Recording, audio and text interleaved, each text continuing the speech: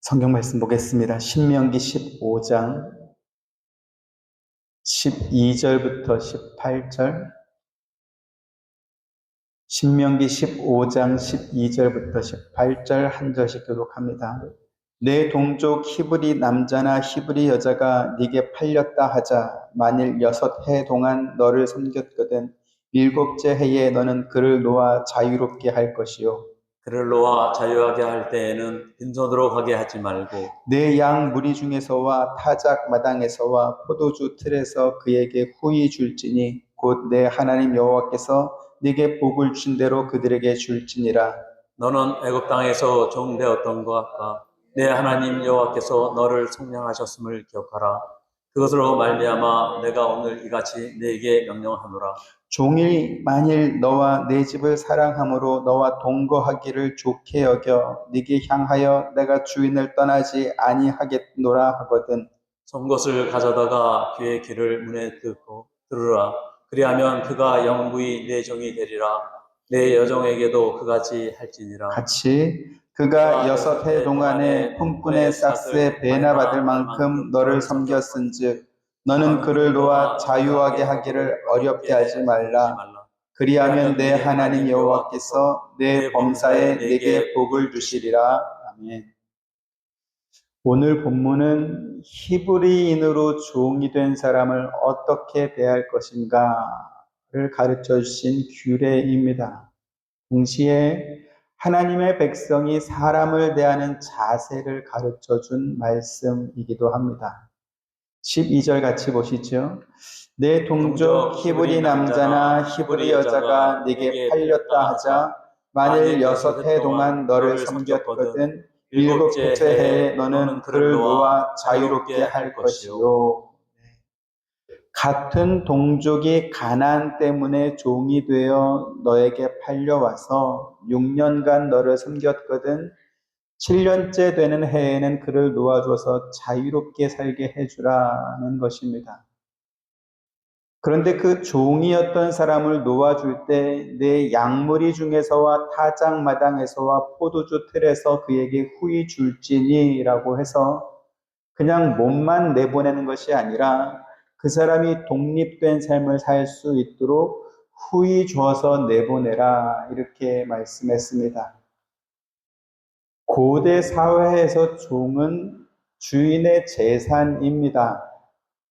돈을 주고 종을 사거나 혹은 받아야 할 빚 대신에 그 사람을 받기로 했을 때 6년만 쓰겠다 생각하고 종을 사는 사람은 없습니다. 그 사람뿐만 아니라 그 사람이 낳은 자녀들까지도 자기의 종으로 부리려고 그 종을 사는 거지요. 그런데 그러한 재산을 포기하라고 했을 때 순순히 그 말에 순종할 사람이 얼마나 있겠습니까?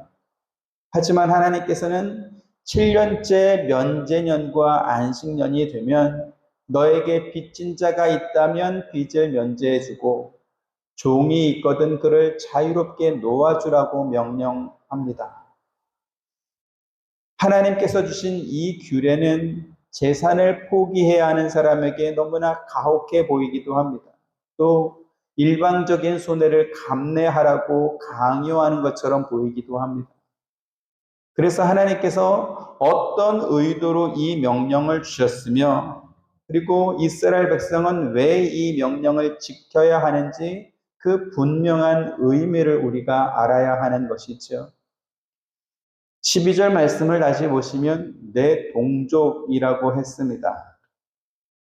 이스라엘 백성이 종으로 사온 모든 사람이 아니고 내 동족인 히브리 남자나 히브리 여자 중에서 종으로 취한 사람이라는 것이죠. 그들이 6년간 너를 섬겼다면 제7년에는 자유를 주라 이렇게 말씀한 것입니다. 이스라엘 사회에서 히브리인 종은 하나님을 모르는 이방 사람들이 돈을 주고 산 노예나 혹은 받아야 할 빚 대신에 노예를 삼은 사람과 그 개념이 다르다는 것입니다. 이방 사람에게 있어서 종이나 노예는 같은 인간으로 존중해야 할 이유가 전혀 없습니다. 주인이 부당한 명령을 내렸다 할지라도 종은 그 명령을 반드시 따라야 하는 것이지요. 가장 대표적인 예가 애굽 왕 바로가 모세와 이스라엘 백성에게 내렸던 명령일 것입니다. 출애굽 5장 15절부터 18절 보죠. 이스라엘 자손의 기록원들이 가서 바로에게 호소하여 이르되 왕은 어찌하여 당신의 종들에게 이같이 하시나이까? 당신의 종들에게 집을 주지 아니하고 그들이 우리에게 벽돌을 만들라 하나이다. 당신의 종들이 매를 맞사오니 이는 당신의 백성의 죄니이다. 바로가 이르되 너희가 게으르다 게으르다. 그러므로 너희가 이르기를 우리가 가서 여호와께 제사를 드리자 하는도다. 이제 가서 일하라. 집은 너희에게 주지 않을지라도 벽돌은 너희가 수량대로 바칠지니라. 네. 벽돌을 만들 재료도 주지 않고 벽돌을 만들려고 하면서 그 수량은 그 이전에 재료를 제공해 줄 때와 똑같은 개수로 만들어내라 라고 이렇게 부당한 명령을 내리지만, 그러나 이제 히브리인 종, 이스라엘 종은 그 명령을 따라야 했던 것이죠. 하지만 하나님의 백성은 이방인들이 이렇게 노예를 다루는 것처럼 하면 안 된다는 것입니다. 비록 빚을 갚지 못해서 종이 되긴 했지만, 그러나 그 사람들은 하나님의 백성이기 때문이라는 것이죠. 심지어 하나님께서는 이방에서 팔려온 종이라 할지라도 할례를 받으면 유월절 음식을 먹을 수 있고 그들의 자녀도 히브리인처럼 할례를 받게 하셨습니다. 출애굽기 12장 43절부터 45절. 여호와께서 모세와 아론에게 이르시되 유월절 규례는 이러하니라. 이방 사람은 먹지 못할 것이나. 각 사람이 돈으로 산 종은 할례를 받은 후에 먹을 것이며 같이 거류인과 타국 품꾼은 먹지 못하리라. 네, 이방 사람이나 잠시 머무는 거류민 혹은 타국에서 품꾼으로 온 사람들은 유월절 음식을 먹지 못하겠지만, 이스라엘 백성이 돈으로 산, 그래서 그들의 소유물이 된 종이 할례를 받았다라고 한다면 그들은 같은 동족처럼 유월절 음식을 먹을 수 있다는 것입니다. 또 창세기 17장 11, 13절 너희의 대대로 모든 남자는 집에서 난 자나 또는 너희 자손이 아니라 이방 사람에게서 돈으로 산 자를 막론하고 난 지 8일 만에 할례를 받을 것이라. 너희 집에서 난 자든지 너희 돈으로 산 자든지 할례를 받아야 하리니 이에 내 언약이 너희 삶에 있어 영원한 언약이 되려니와. 네, 하나님은 아브라함이 돈으로 산 종이나 혹은 그 종에게서 난 사람이라 할지라도 할례를 받게 하라라고 말씀하면서 그렇게 할례를 받으면 그들 역시 하나님이 주신 언약의 백성이 될 것이다 이렇게 말씀했습니다. 이것은 무엇을 의미합니까?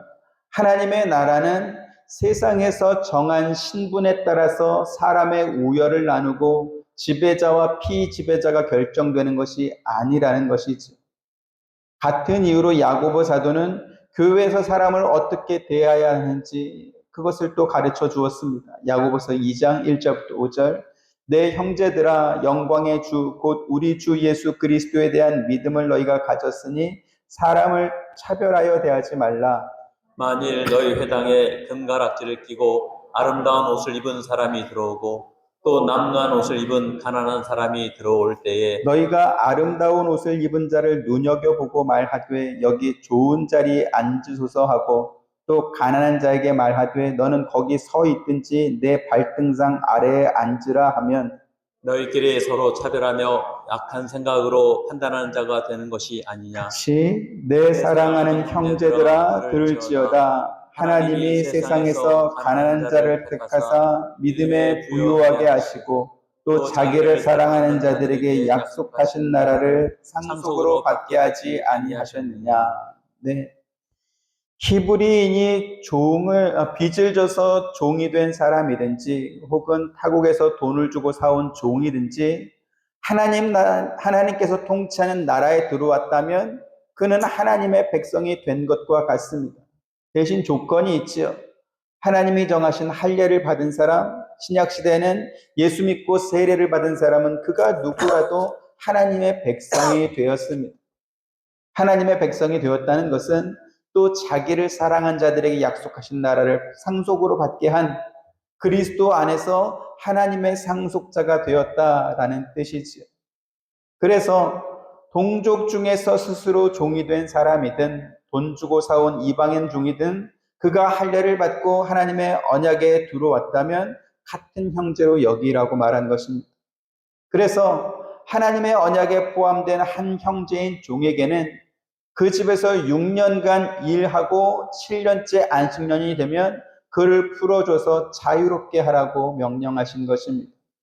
여기서 말하는 자유는 세상의 힘이나 권력으로부터의 자유를 의미합니다. 이스라엘 백성이 애굽의 힘과 권력 아래에서 종으로 살았던 것처럼 가나안 땅에 들어와서도 어떤 이유로든지 간에 돈 때문에 자유를 잃게 되는 그러한 일이 생길 수 있습니다. 그랬을 때 하나님의 언약의 백성이 된 사람들은 애굽 사람들처럼 그 사람을 대대로 종으로 붙잡고 있지 말고 안식년이 되면 놓아주라는 것이죠. 왜요? 그 사람의 원래 주인이 하나님이라는 사실을 잊지 말라, 그것을 기억하라는 것입니다. 네가 돈 주고 샀으니까 네가 주인이 아니고 그 사람의 원래 주인은 하나님이니 하나님께서 명하시는 대로 안식년이 되면 놓아주라는 것입니다. 신명기 6장 12절 13절 너는 조심하여 너를 애굽 땅 종되었던 집에서 인도하여 내신 여호와를 잊지 말고 내 하나님 여호와를 경외하며 그를 섬기며 그의 이름으로 맹세할 것이니라. 네, 하나님이 주신 가나안 땅에서 부자가 되어 종을 부릴 수 있게 된 사람이든지 자기 관리를 잘 못해서 종이 된 사람이든지 그들의 원래 주인은 하나님인 것입니다. 그래서 하나님을 경외하며 섬기는 증표로 주신 것이 무엇인가? 그것이 바로 면제년과 안식년 규례라는 것입니다. 신명기 8장 11절 14절 내가 오늘 네게 명하는 여호와의 명령과 법도와 규례를 지키지 아니하고 내 하나님 여호와를 잊어버리지 않도록 삼가할지어다. 내가 먹어서 배부르고 아름다운 집을 짓고 거주하게 되며 또 내 소와 양이 번성하며 내 은금이 증식되며 내 소유가 다 풍부하게 될 때에 내 마음이 교만하여 내 하나님 여호와를 잊어버릴까 염려하노라. 네, 너희가 부자가 된 것이 너희의 능력이나 재주로만 된 것이 아니라는 뜻입니다. 너희가 애굽에서 계속 노예로 살았다면 그러한 풍부함은 누릴 수 없었을 것이다. 또 하나님께서 가나안 땅을 너희의 기업으로 주지 않았다면 그 역시 이룰 수 없는 일이었다라는 것이죠. 그래서 소와 양이 번성하고 은금이 증식되며 소유가 다 풍부하게 될 때에 마음이 교만해져서 여호와 하나님을 잊어버리는 일이 생기지 않도록 주의해라, 조심해라 이렇게 말씀하고 있습니다. 세상은 주어진 신분이 권세이고 돈이 능력입니다. 사람 위에 사람이 얼마든지 있을 수 있고 돈 때문에 인간성을 내팽개치는 일도 심심치 않게 일어납니다. 그것은 오늘날 우리가 사는 사회에서도 얼마든지 확인하고 있죠. 하지만 하나님의 나라는 그런 곳이 아니라는 것입니다. 그래서 너희가 원래는 종이었지만 하나님께서 그 속박에서 너희에게 자유를 주셨다라는 것을 잊지 않도록 하기 위해서 주신 것이 무엇인가? 그것이 바로 면제년과 안식년 규례라는 것입니다. 13절 14절 보시죠.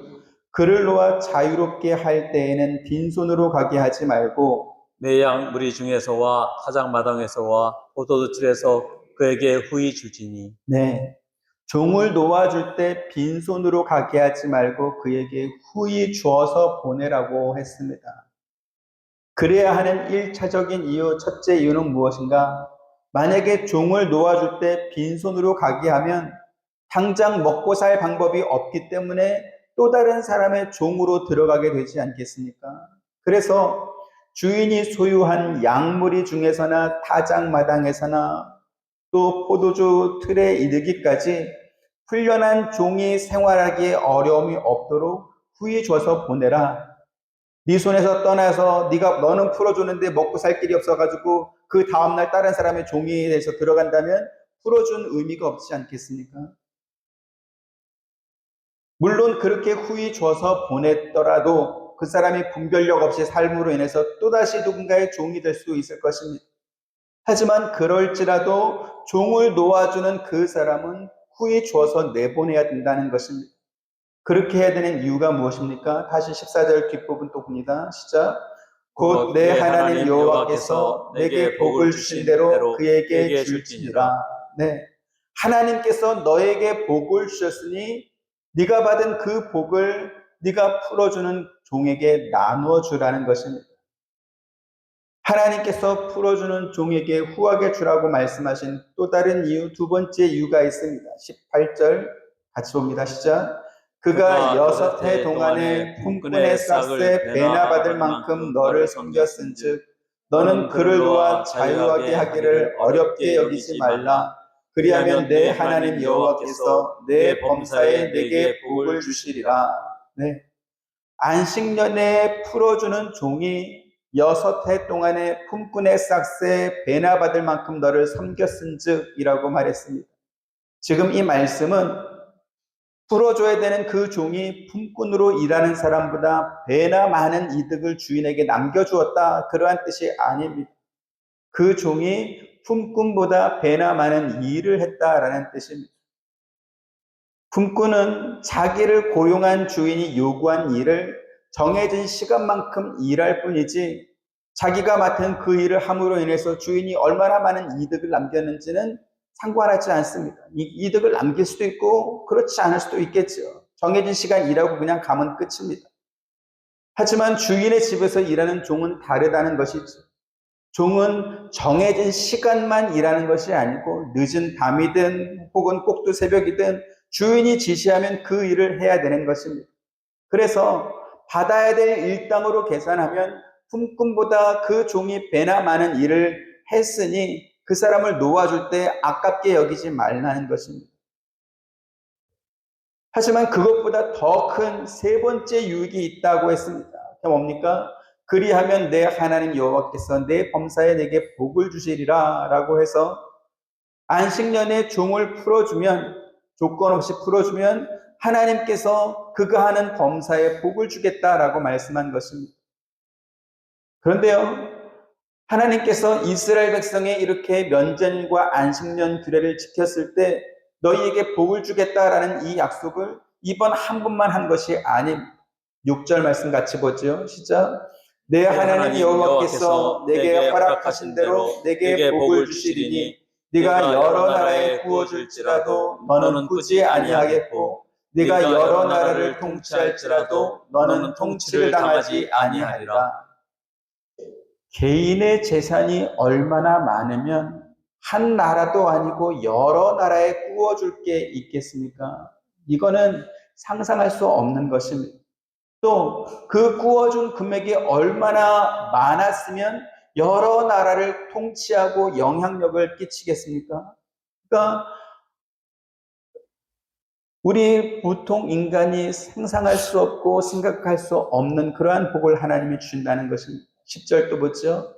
너는 반드시 그에게 줄 것이요 줄 때에는 아끼는 마음을 품지 말 것이니라. 이로 말미암아 내 하나님 여호와께서 네가 하는 모든 일과 내 손이 닿는 모든 일에 내게 복을 주시리라. 아멘. 하나님께서 명령하신 이 면제년과 안식년 규례를 잘 지켰을 때 내 하나님 여호와께서 네가 하는 모든 일과 네 손이 닿는 모든 일에 내게 복을 주시리라, 이렇게 말씀합니다.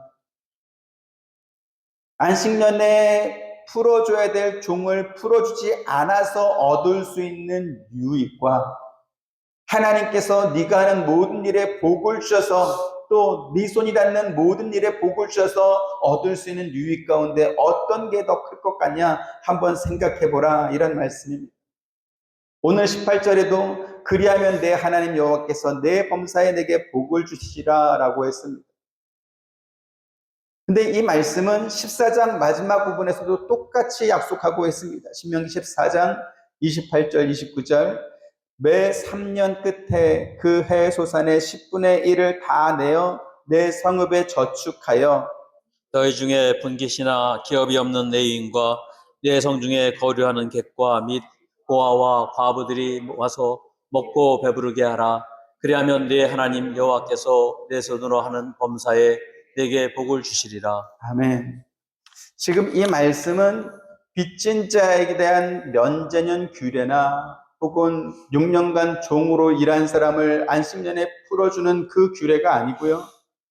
또 다른 11조를 내어서 구제할 것을 명령한 것입니다. 서로 다른 것처럼 보이는 11조와 면제년 그리고 안식년에 대한 규례는 이스라엘 백성에게 네 하나님 여호와 경외하기를 항상 배울 것이니라 라고 해가지고 그들이 하나님을 경외하는 증표로 지키게 하신 것이었습니다. 마음으로 여호와 하나님을 경외하고 입으로 여호와 하나님을 사랑한다라고 말하지만 실제 삶에서 그들의 마음과 그들의 말이 증명되지 않으면 그것이 진심이라는 것을 어떻게 확인할 수 있겠습니까? 특히 신명기 14장 22절에 명령하신 토지 소산의 11조는 일반적으로 내는 11조에 더해서 제2의 11조를 명령하신 것입니다. 그리고 28절에 매 3년 끝에 그 해 소산의 10분의 1을 다 내어 내 성읍에 저축하라고 말씀한 것은 제3의 11조를 말씀한 것입니다. 그런데 지금 이 제2의 11조와 제3의 11조는 원래 11조를 내고 제2의 11조도 내고 제3의 11조를 내고 그래서 세 번 11조를 내라는 말은 아닙니다. 제2의 11조와 제3의 11조의 사용 방법, 사용하는 용도가 서로 좀 다른 것입니다. 신명기 14장 22절부터 27절 봅니다.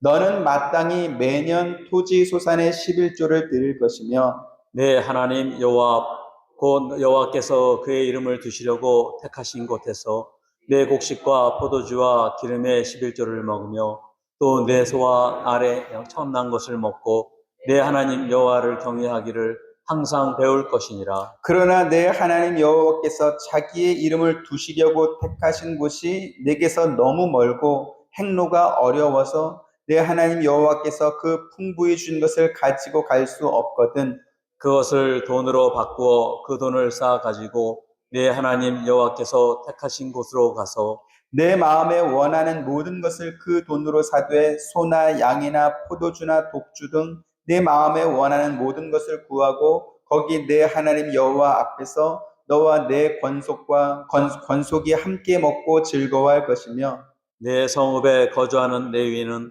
너희 중에 분깃이나 기업이 없는 자이니 또한 저버리지 말지니라. 아멘. 지금 이 말씀은 제2의 11조를 사용하는 용도를 설명한 것입니다. 원래 11조는 제사장에게 바쳐서 땅을 기업으로 받지 못한 제사장과 레위인이 생활비로 사용할 수 있도록 한 것입니다. 그리고 해마다 토지 소산의 11조를 드리라고 하신 이 제2의 11조는 백성들이 중앙에 있는 성소로 그것을 가지고 와서 한 해 동안 그들에게 풍성한 복을 내려주신 하나님께 감사하면서 그 집에서 부리는 종과 또 분깃을 받지 못한 레위인까지 함께 즐기라고 말씀한 것입니다. 그러니까 원래 11조를 드린 것으로 끝나는 것이 아니고 제2의 11조를 통해서 11조를 낼 것이 없는 그 집에서 부리는 종과 또 레위인과 또 제사장들이 함께 즐길 수 있도록 하라는 것이죠. 그럴 때 중앙성소에서 먼 곳에 거주하는 사람이 있지 않겠습니까? 그렇다면 그 사람들은 그 많은 농작물과 또 가축을 데리고 오려면 비용도 많이 들고 또 힘도 들 것입니다. 그래서 그 대신에 현금으로 바꿔서 돈을 가지고 와서 성소 근처까지 온 뒤에 그곳에서 소나 양이나 곡식이나 포도주나 이런 것들을 사서 그 성소에 모인 백성들과 함께 즐기라고 한 것이죠. 이처럼 제2의 11조를 드린 예물은 하나님께서 그 해에 그들에게 주신 그 풍성한 복, 수확의 복을 모든 백성들이 함께 음식을 먹고 즐기면서 즐거워하게 하신 것입니다.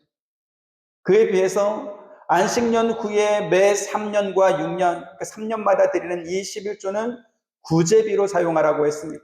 그 구제의 대상은 누군가? 레위인과 나그네와 가난한 자와 고아와 과부 등이었습니다.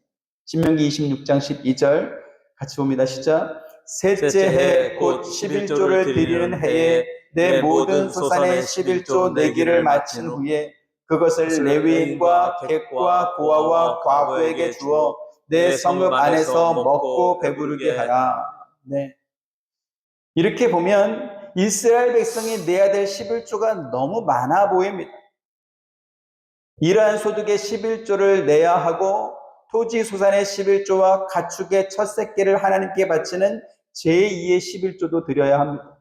그런가 하면 안식년 후에 매 3년마다 바치는 이 11조는 레위인과 객과 고아와 과부에게 주어 내 성읍 안에서 먹고 배부르게 하라 이렇게 또 말씀하고 있습니다. 그런데 우리가 알아야 될 것이 있습니다. 신명기 말씀을 살펴보면서 우리가 자주 확인했지만 하나님께서는 사람에게 일방적인 손해를 강요하거나 혹은 의무 없는 책임을 지게 하는 그러한 분이 아니라는 것이죠. 오히려 하나님께서는 이스라엘 백성들에게 더 많은 복을 선제적으로 주셔서 차고 넘치게 하시는 분이 우리 하나님이라는 것입니다. 신명기 26장 13절 15절 그리할 때에 내 하나님 여호와 앞에 아뢰기를 내가 성물을 내 집에서 내어 레위인과 객과 고아와 과부에게 주기를 주께서 내게 명령하시는 명령대로 하였사오니 내가 주의 명령을 범하지도 아니하였고 잊지도 아니하였나이다. 내가 애곡하는 날에 이 성물을 먹지 아니하였고 부정한 몸으로 이를 떼어주지 아니하였고 죽은 자를 위하여 이를 쓰지 아니하였고 내 하나님 여호와의 말씀을 청종하여 주께서 내게 명하신 대로 다 행하였사오니 같이 원하건대 주의 거룩한 처소 하늘에서 보시고 주의 백성 이스라엘에게 복을 주시며 우리 조상들에게 맹세하여 우리에게 주신 젖과 꿀이 흐르는 땅에 복을 내리소서 할지니라. 지금 이 말씀은 하나님께서 제2의 11조와 제3의 11조를 내는 사람들에게 마치 하나님 명의로 차용증서를 써준 것과 같은 내용입니다. 무슨 말입니까?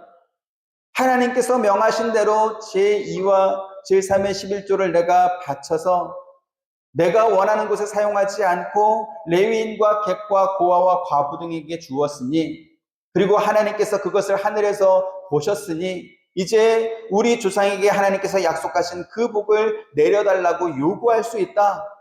이거는 차용증과 같으니 그냥 내밀기만 해라. 들이밀어라. 지금 그런 말씀입니다. 잠언 19장 17절 보시죠. 시작.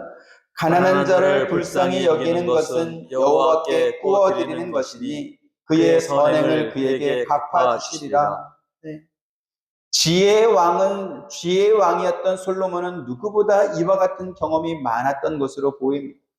물론 다윗에서 솔로몬으로 이어지는 이 시기가 이스라엘 왕조 역사상 가장 번영했던 때이기도 하지만 그러나 지금 잠언서의 이 같은 말씀은 경험이 없다면 깨달을 수 없는 그러한 내용이기 때문에 그렇습니다. 오늘 본문에도 네가 하는 모든 일과 네 손이 닿는 모든 일에 내게 복을 주시리라. 또 내 손으로 하는 범사에 내게 복을 주시리라. 이렇게 하나님께서 약속하고 있습니다. 자, 그렇다면 왜 하나님께서는 빚진 사람이나 종이나 가난한 사람, 고아나 과부나 나그네 같은 사람까지 다 돌아보고 네가 받은 그 복을 그러한 사람들에게 나눠주라 이렇게 명령했을까요? 하나님의 은혜로 사는 사람들은 이 세상에서의 신분이나 재산의 정도를 기준으로 사람을 차별하지 않고 오히려 그들을 배려하고 그들과 함께 기뻐하고 즐거워하며 살라는 것입니다. 그것이 바로 하나님의 나라가 세상 나라와 다른 근본적인 차이라고 말씀하시는 것입니다. 앞서 우리가 읽었던 야고보서 말씀처럼 세상은 남루한 옷을 입은 가난한 사람보다는 금가락지를 끼고 아름다운 옷을 입은 사람들을 우대합니다. 자기보다 못하다 이렇게 여겨지면 나이와 상관없이 하대하는 일도 주저없이 세상은 하지 않습니까? 요즘 사회 뉴스를 종종 보면 보도되는 갑질 논란이 아마 그 같은 전형적인 사례일 것입니다.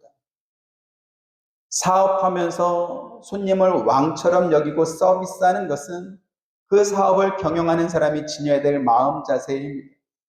하지만 그렇다고 해서 손님이 진짜 왕입니까? 그건 아닙니다. 식당을 찾은 손님이든 물건을 파는 매장을 찾은 손님이든 그 사람도 자기가 필요한 것이 있어서 식당을 찾아갔고 매장을 찾아간 것이지 왕이 행차한 것은 아니지 않습니까? 그런데 인격이 되어 먹지 못한 사람들은 그런 곳에 가서 왕 노릇을 하려고 합니다. 그래서 문제가 생기는 거죠. 어처구니 없는 것은 야고보 사도가 그러한 현장을 교회에서 목격한 것입니다. 그래서 믿음을 가진 너희는 그렇게 사람을 차별하여 대하지 말라라고 말했던 것입니다. 왜요? 하나님이 세상에서 가난한 자를 택하사 믿음에 부유하게 하시고 또 자기를 사랑하는 자들에게 약속하신 나라를 상속으로 받게 하셨기 때문이라고 말하고 있던 것입니다. 그래서 하나님께서는 오늘 본문 7절 8절에 너와 함께 거주하는 가난한 형제에게 내 마음을 완악하게 하지 말며 내 손을 움켜주지 말고 반드시 내 손을 그에게 펴서 그에게 필요한 대로 쓸 것을 넉넉히 구워주라 이렇게 말씀하고 있습니다. 안식년이 되어서 풀어주는 종에게도 빈손으로 가게 하지 말고 내 양무리 중에서와 타작마당에서와 포도주 틀에서 그에게 후히 주라 이렇게 말씀하고 있습니다. 그런 사람들에게 인색할 필요가 없다 이렇게 말하는 것이죠. 왜요? 하나님께서 후히 주는 그 사람에게 더 많은 복을 주셨기 때문이고 또 주실 것이기 때문에 그렇습니다. 그리고 후히 주라는 그 하나님의 말씀에 순종하면 하나님께서 내가 하는 모든 일과 내 손이 닿는 모든 일에 복을 주겠다 이렇게 또 약속하고 있습니다. 한 번만 아니고 거듭거듭 이러한 약속을 주는 것이지. 하나님께서는 우리에게 은혜 베푸시는 일에 인색하지 않습니다. 우리에게 은혜 주는 일을 아까워하지 않는다라는 것입니다. 누가복음 6장 38절 같이 봅니다. 시작. 주라 그리하면 너희에게 줄 것이니 곧 후히 되어 누르고 흔들어 넘치도록 하여 너희에게 안겨주리라.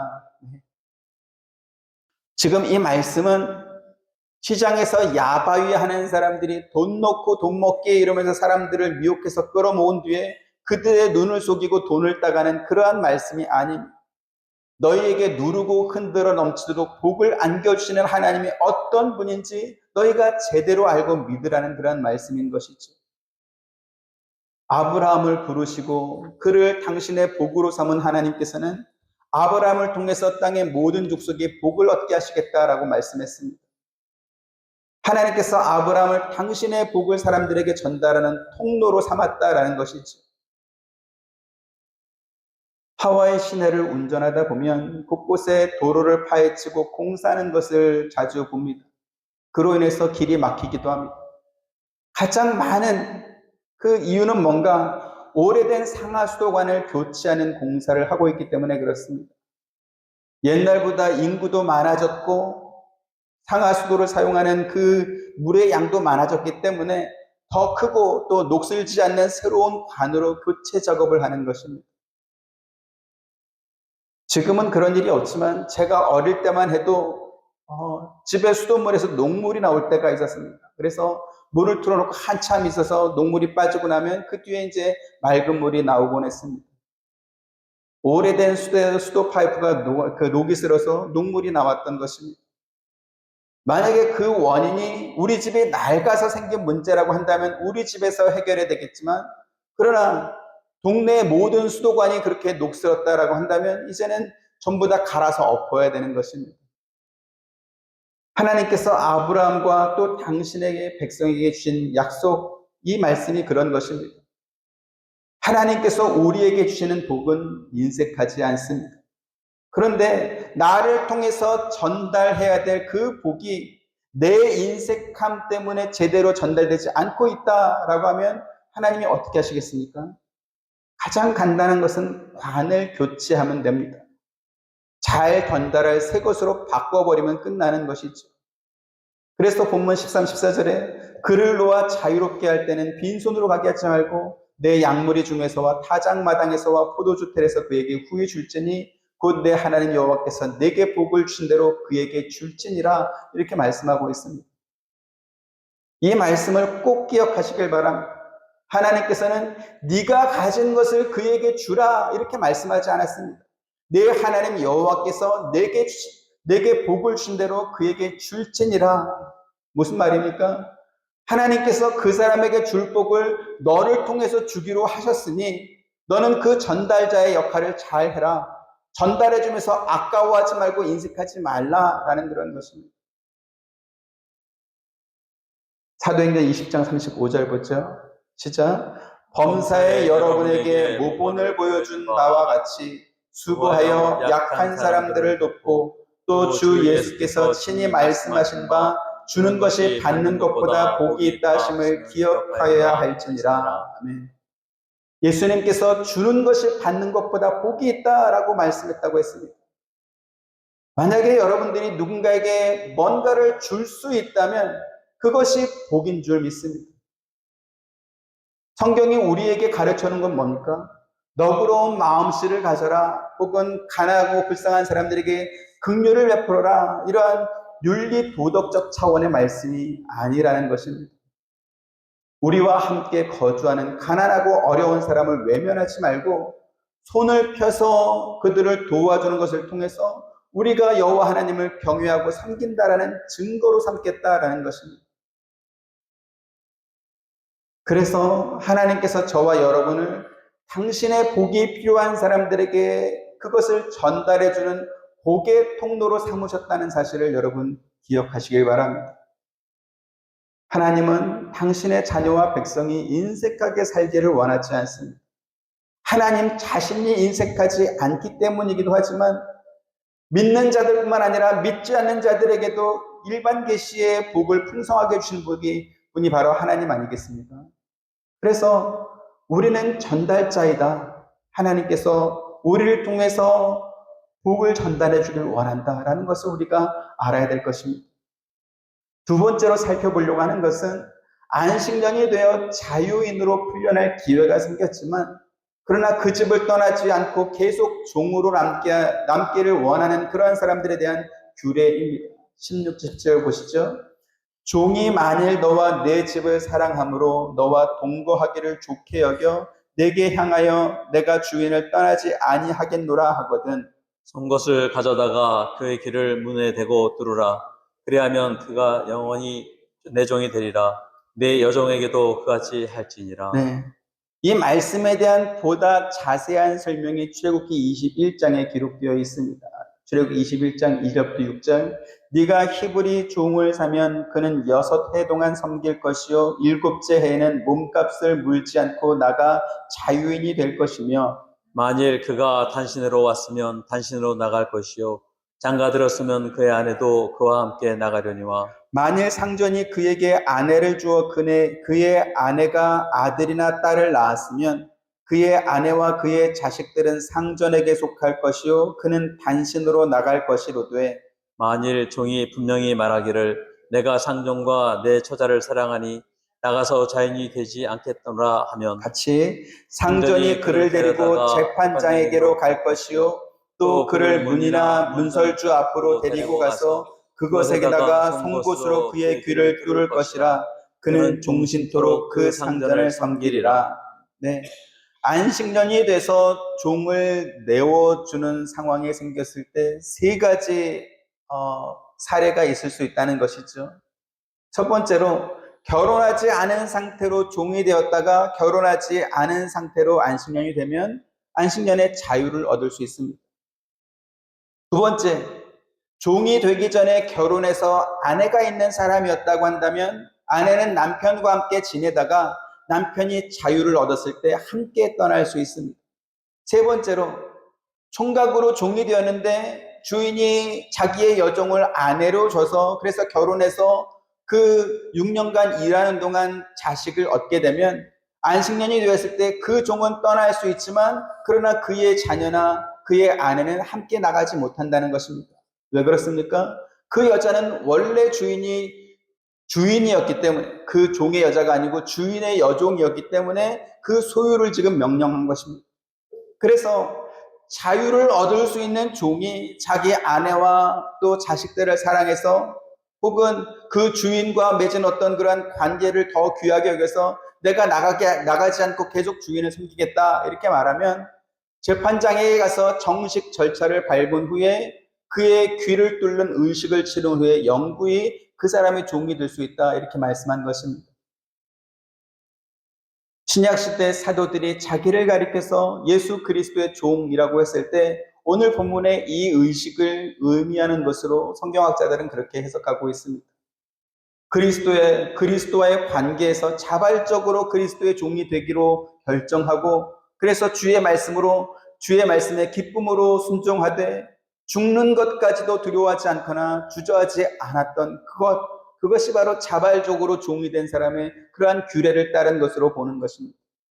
빌립보서 1장 20절 21절 나의 간절한 기대와 소망을 따라 아무 일에든지 부끄러워하지 아니하고 지금도 전과 같이 온전히 담대하여 살든지 죽든지 내 몸에서 그리스도가 존귀하게 되게 하려 하나니. 이는 내게 사는 것이 그리스도니 죽는 것도 유익함이라. 네. 바울이 로마 감옥에 갇혀서 언제 죽을지 모르는 그러한 불안한 삶을 살면서도 자기의 처지를 비관하거나 부끄러워하지 않고 오히려 담대한 모습을 보이고 있습니다. 그 이유가 무엇입니까? 주인으로 섬기는 그리스도만 존귀하게 될 수 있다면 자기는 어떻게든지 상관이 없다는 것이고, 심지어 그를 위해 죽는 것조차도 나에게는 유익하다, 이렇게 말하는 것입니다. 바울이 가졌던 이러한 신앙의 모습은 다니엘의 세 친구가 맹렬하게 타는 불뭇불 앞에서 이렇게 그 불에 던져져 죽게 되는 그러한 위협 앞에서도 그들의 믿음을 지켰던 것에서도 확인할 수 있습니다. 다니엘 3장 16절 18절 사드락과 메삭과 아벳느고가 왕에게 대답하여 이르되 느부갓네살이여 우리가 이 일에 대하여 왕에게 대답할 필요가 없나이다.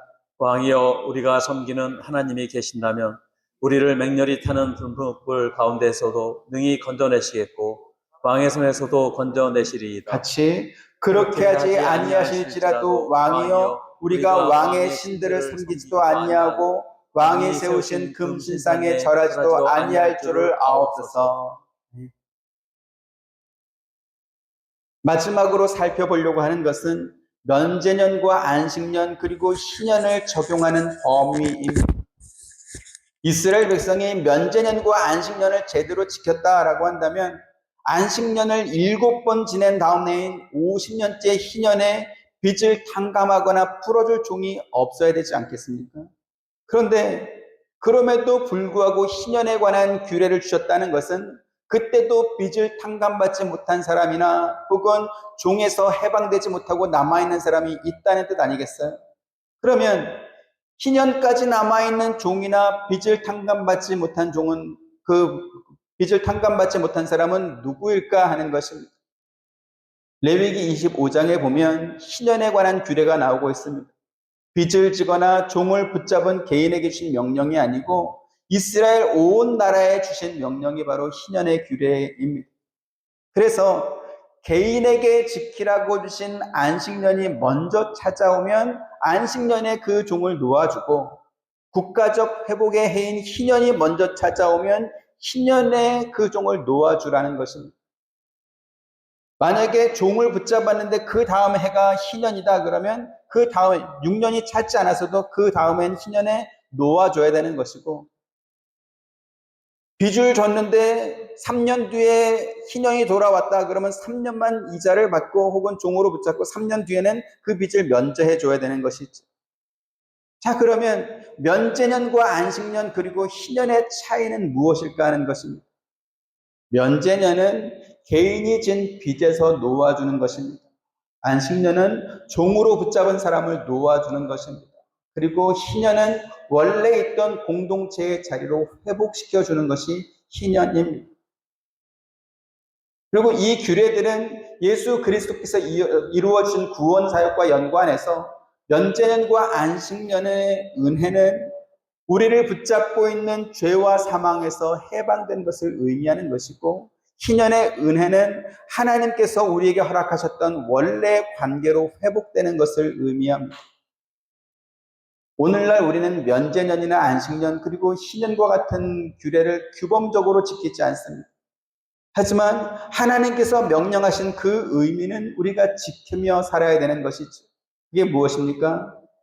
하나님께서 주신 구원의 은혜를 받은 사람들은 다른 사람의 실패를 이용해서 그 사람을 내 영향력 아래에 두는 것이 아니라 하나님께서 내게 주신 은혜를 다른 사람에게 나눠줌으로 인해서 그가 다시 회복될, 다시 일어설 길을 열어주는 그러한 일을 하는 사람들이 바로 구원받은 하나님의 백성이라는 것입니다. 그리고 이것이 바로 세상 사람과 구원받은 하나님의 백성이 서로 다른 점입니다. 우리는 예수 그리스도 안에서 한 형제가 되었고 그리스도가 머리이신 한 몸이 된 사람들입니다. 그래서 우리 중에 누가 약한 사람이 있다라고 한다면 그것은 나도 약한 것이고, 우리 가운데 누군가 힘든 사람이 있다면 그것은 우리도 힘든 것입니다. 저와 여러분 그리고 우리 한빛 장로교회가 그리스도 안에서 한 몸으로 연결되었다라는 이 사실을 기억하면서 하나님을 사랑하고 경외하는 것이 우리의 손을 펴서 약한 사람을 도와주는 것으로 늘 증명해내는 복된 교회가 될 수 있기를 주님의 이름으로 축원드립니다. 하나님께서 나를 복의 통로로 삼으셨다. 줄 수 있는 사람이 받는 사람보다 복이 있다라는 말씀을 우리가 늘 기억하면서 이 통로의 역할을 잘하면 우리가 계속 그 일을 할 수 있을 것이고, 내가 인색함으로 또 나의 속 좁음으로 인해서 이것이 잘 안 되면 아마 하나님께서 통로를 바꾸겠죠. 여러분은 어떤 게 좋습니까? 계속 하시겠습니까? 아니면 바꿔달라고 요청하시겠습니까?